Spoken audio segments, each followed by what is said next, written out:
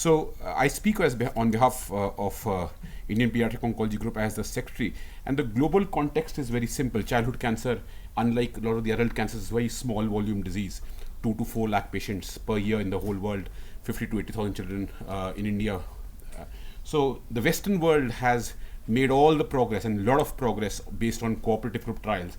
And this is an example of the Inter-NHL Redux 2010 protocol, which is basically a BNHL protocol. So as you can see, it's open in North America, Europe, Australia, Japan. So one example. Another example is the EURAMOS protocol. So the osteosarcoma study, again, occupying most of the Western world. And that's the way forward for many of the cancers in children, because now the gains have become much smaller. So you need larger and larger sample sizes and collaborations to do it. And the formatting has got slightly distorted. Where Usha comes from, and I've worked over there, 70 to 90% of children enter into clinical trials. In Germany, 90 to 100% children enter into clinical trials. So entering into clinical trials is the standard of care, not an exception. Now, there has been some progress in the low middle income countries also, and this is from a paper in JCO which talks about some of the collaborations in Central America called the AHOPCA group, as well as the Francophone African countries and the Sub-Saharan Africa, where a Wilms tumor study is going on. And this emphasis is quite right, and the time has come to do this. Now, when I switch to India and look at the pediatric oncology context in India, this is all pediatric oncology I'm talking about, is that this remains till date the only published multi-center study on childhood cancer of any kind in India. We would see in the next 5 years at least 10 to 20 publications coming out, but till today this is the only publication which came out with a collaboration of RDR, Tata and AIMS on ALL. So the Indian Pediatric Oncology Group was set up last decade, but has been active more for the last 5 years with the mission of improving the outcome of children with cancer in India by collaborative research. And to be an InPOG study, you have to be open in at least 5 centers in India, otherwise you don't call it a multi-center study.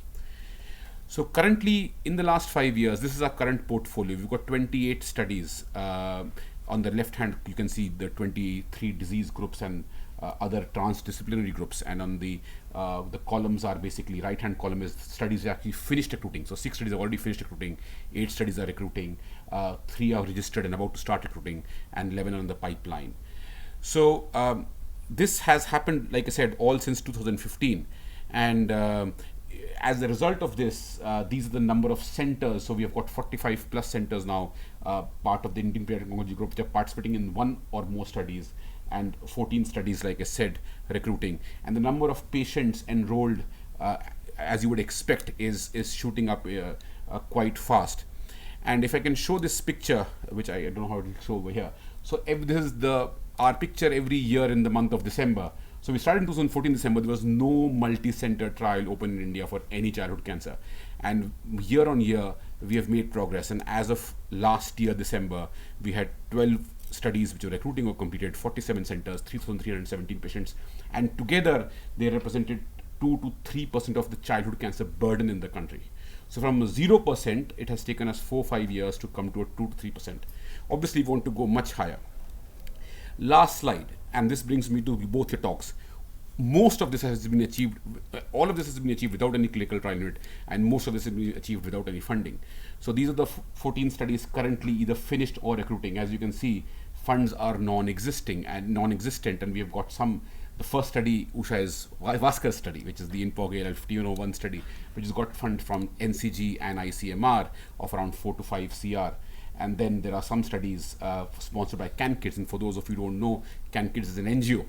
So we are getting funds from NGO of small amounts to help us take our studies forward. But many studies are not taking funds or not getting funds. And of course, these studies are not complicated studies. We are starting small. They are often retrospective. They are descriptive prospective. They are single arm standard of care studies. But there are some with randomized questions as well.